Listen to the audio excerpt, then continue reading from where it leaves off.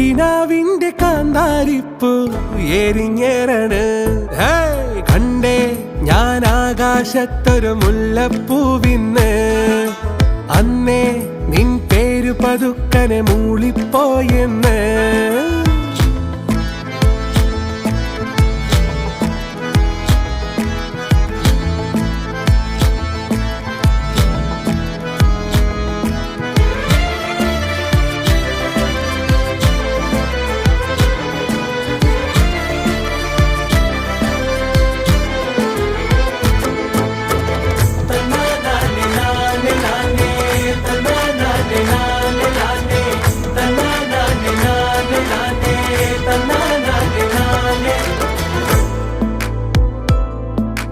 കണ്ടു കണ്ടു കൊതിയു